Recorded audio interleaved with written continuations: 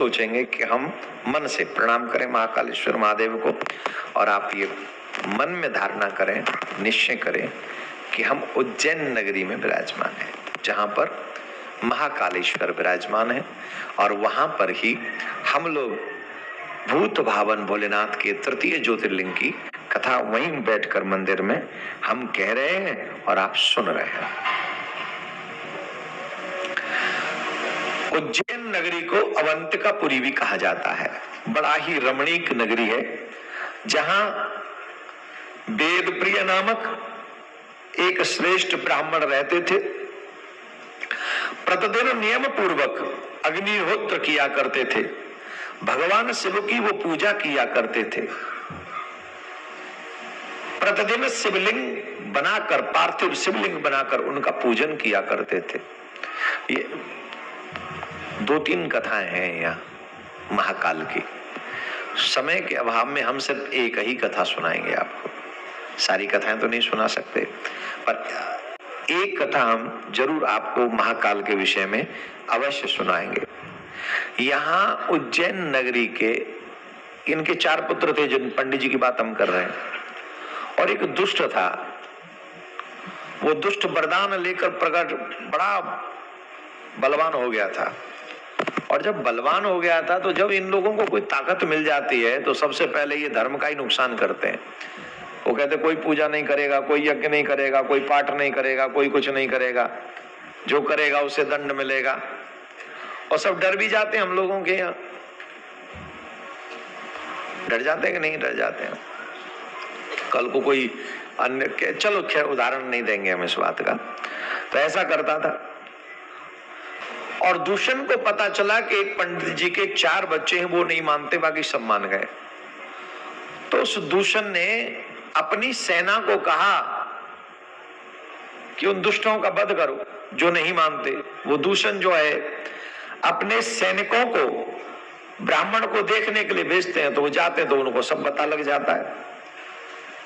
और फिर वो दूषण वहां पर आया और ब्राह्मणों पर आक्रमण करने लगा। उस समय ब्राह्मण धैर्य के साथ महाकाल की पूजा कर रहे थे, शिव का अभिषेक कर रहे थे, पूजन कर रहे थे। उन्हें कोई डर नहीं था मृत्यु का। पूजा हो, धर्म हो तो ऐसा। तो कहते भगवान प्रसन्न नहीं हो रहे। भगवान प्रसन्न होंगे? कैसे हो? निष्ठा है, मजबूती है, समर्पण है। अब बताइए, जहां पूरी सेना हमें मारने के लिए आई है और उसके बावजूद भी पूजा से नहीं उठे, क्या समर्पण होगा उनका? और यहां तो फोन कॉल आ जाए तो पूजा छूट जाती। हाँ जी कि ना जी? मोस्टली लोग अपना फोन लेके ही बैठते हैं, भजन करते हैं।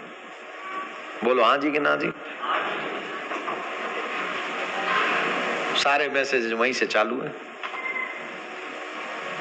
अरे कम से कम भगवान की पूजा में तो छोड़ दो, वो तो ढंग से करो। समय हमने भगवान को दिया है, वो समय अब उस समय में से किसी की शेयरिंग नहीं होगी, किसी की भी नहीं। जैसे ये कथा का समय आपने सोचा कि ये 6 बजे से 8:30 बजे तक कथा होगी, तो ईमानदारी से निश्चय होना चाहिए कि 8:30 बजे तक कोई इन्वॉल्व नहीं होगा। इस टाइम में होगा ही नहीं। और मैं कईयों को देख रहा हूं, उन्होंने इस समय में किसी को इन्वॉल्व नहीं किया। मेरे से पहले वो उठता है। मैं समर्पण की बात कर रहा था कि इन ब्राह्मणों का इतना समर्पण था कि सेना खड़ी है तलवार लेके मारने के लिए, लेकिन उन्होंने पूजा नहीं रोकी। और जैसे ही मारने के लिए वो सैनिक और दूषण वहां पहुंचे, भगवान वहां पर प्रकट हो गए, महाकाल वहां पर प्रकट हो गए और उसे और उसकी सेना को समाप्त कर दिया। बोले शंकर भगवान की। एक और कथा ऐसी आती है कि उज्जैन के जो राजा थे वो परम भक्त थे शिव जी के, और शंकर भगवान के एक गण ने इनको एक मणि प्रदान कर दी थी। उनसे इनका संवाद रहता था। वो मणि धारण करके ऐसा लगता था जैसे पृथ्वी पे सूर्य प्रकट हो गया, जैसे पृथ्वी पे सूर्य प्रकट हो गया। इतना सुंदर उनका प्रकाश, और मणि होगी तो प्रकाश तो होगा ही। तो जो आसपास के राजा थे, हमें आपस में लड़ने की बड़ी आदत है, शुरू से ही है। हम आपस में लड़ते हैं, औरों से लड़ने की हिम्मत नहीं हमारी, आपस में लड़ते हैं।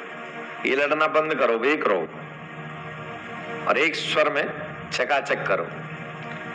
तो राजाओं ने सोचा कि ये बहुत आगे बढ़ रहा है, इसको थोड़ा खींचा जाए। अंग्रेजी में कहते हैं लेग पुलिंग,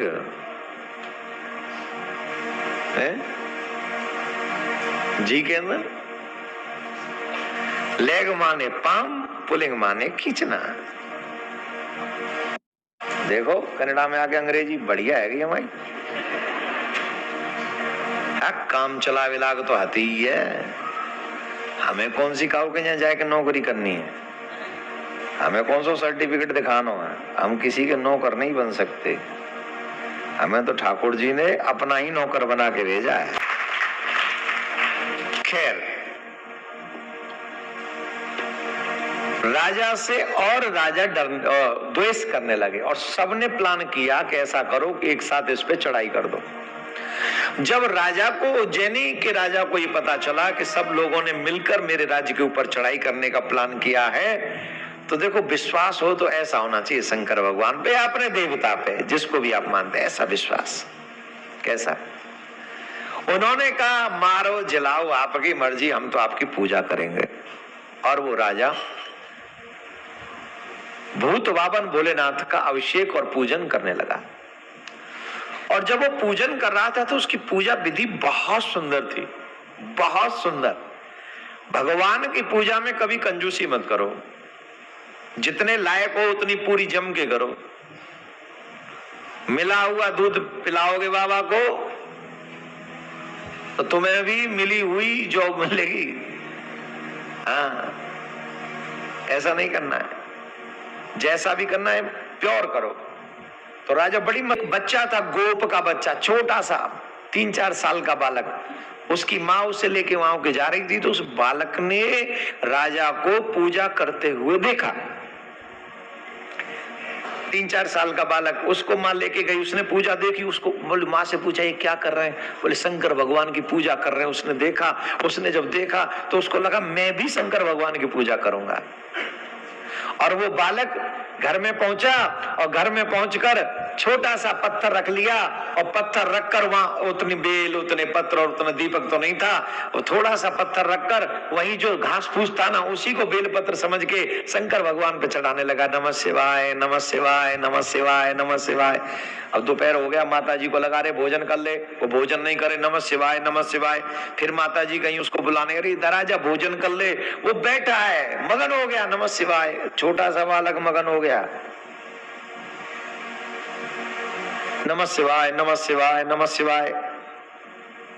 अब माता जी को आगे गुस्सा, वहां रोटी ठंडी हो रही है, या को नमः शिवाय चल लो, मारे 2 थप्पड़, तो भी वो कह रहा नमः शिवाय, नमः शिवाय, नमः शिवाय।